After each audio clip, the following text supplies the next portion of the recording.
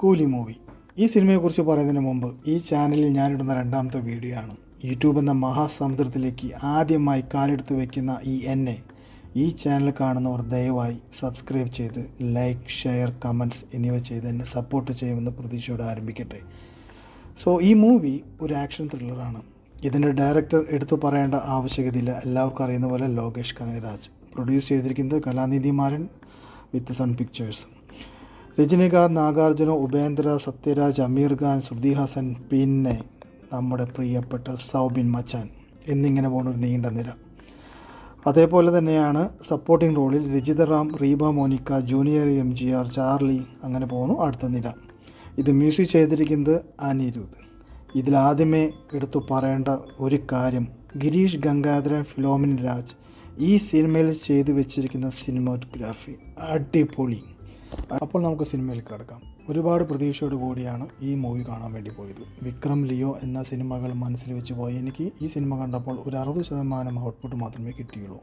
ഈ cinema one time watch. Vikram, Leo സിനിമകൾ റിപ്പീറ്റായി കണ്ട എനിക്ക് നിങ്ങളോട് പറയാൻ സാധിക്കും. ചുരുക്കി പറഞ്ഞാൽ ഈ സിനിമ കണ്ടിറങ്ങിയ എനിക്ക് ആ സിനിമയിലുള്ള ഒരു സീൻ പോലും മനസ്സിൽ വന്നില്ല എന്നാണ് സത്യം. പക്ഷേ ചിലർക്കിത് വർക്കൗട്ടായിട്ടുണ്ട്. ഇതെൻ്റെ ഒരു അഭിപ്രായം മാത്രമാണ്. ഇനി നമ്മുടെ രജനികാന്തിനെ കുറിച്ചുള്ള അഭിപ്രായം. അദ്ദേഹത്തിൻ്റെ അഭിനയത്തെക്കുറിച്ച് പറയുകയാണെങ്കിൽ സ്ഥിരം കാണിക്കുന്ന പോലെയുള്ള ആക്ഷൻ, ഇമോഷൻ ഇതിലും വന്നിട്ടുണ്ട്. ഒരു വ്യത്യാസമായി തോന്നിയത് സിനിമയുടെ ആദ്യ സോങ്ങിൽ പുള്ളിക്കാരൻ കളിച്ച ചില ഡാൻസ് സ്റ്റെപ്പുകൾ 80s മൂവികളിലെ ഒരു ഓർമ്മപ്പെടുത്തലായി എനിക്ക് തോന്നി.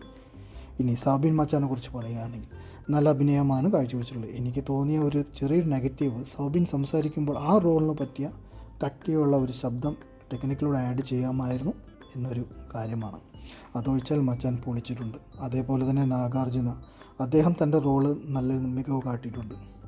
അതേപോലെ സത്യരാജ് സ്ഥിരം പാറ്റേണാണ് ഈ മൂവിയിലും കാഴ്ചവെച്ചിരിക്കുന്നത്. ഇനി പറയേണ്ടത് ശ്രുതി ഹാസൻ്റെ അഭിനയത്തെക്കുറിച്ചാണ്. സ്ഥിരം പല്ലവി, ചില സീനുകളിൽ ഫാമിലി ഇമോഷൻ വരുത്താൻ പരമാവധി ശ്രമിച്ചിട്ടുണ്ട്. പക്ഷേ അത് എത്രത്തോളം വർക്കൗട്ടായെന്ന് ചോദിച്ചാൽ ചിരിക്കാനേ സാധിക്കൂ. അതേപോലെ തന്നെ എടുത്തു പറയേണ്ട ഒരാളെക്കുറിച്ചാണ്, പേര് ഉപേന്ദ്ര. സിനിമയുടെ പകുതിക്ക് ശേഷം പ്രത്യക്ഷപ്പെടുന്ന ഇദ്ദേഹം ഒരു ഭീമസേനം പോലെയാണ് ഇതിലെ റോൾ. അതായത് രമണ, രജനിയുടെ റൈറ്റ് ഹാൻഡ്, ലെഫ്റ്റ് ഹാൻഡ് എന്നൊക്കെ വേണമെങ്കിൽ പറയാം.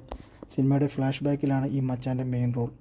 ഈ സീനിലൊക്കെയാണ് AI ടെക്നോളജിയുടെ വിത്ത് പാകിയിരിക്കുന്നത്. ഇനി ഈ സിനിമയുടെ അവസാന ഘട്ടത്തിൽ 8-9 മിനിറ്റിൽ വരുന്ന ഒരു ഗഡിയാണ് നമ്മുടെ അമീർ ഖാൻ. പുള്ളിക്കാരൻ്റെ ഹൈറ്റ് ഒരു വിഷയമാണെങ്കിലും അത് മീശയിൽ അഡ്ജസ്റ്റ് ചെയ്ത് വെച്ചിട്ടുണ്ട്, ഒരു പായിപ്പാട മഞ്ച് പോലെ. തോക്കെടുത്ത് വെടിവെക്കാൻ ശ്രമിച്ചപ്പോൾ ഉണ്ട പൊട്ടാതിരുന്നും അതിൻ്റെ കാരണം തോക്കിൻ്റെ സേഫ്റ്റി പിൻ ഓഫ് ചെയ്യണമെന്നൊരു സന്ദേശം ബോഡി ഗാർഡിലൂടെ ലോകേഷ് നമുക്ക് ഈ സിനിമയിൽ കാട്ടിത്തരുന്നു.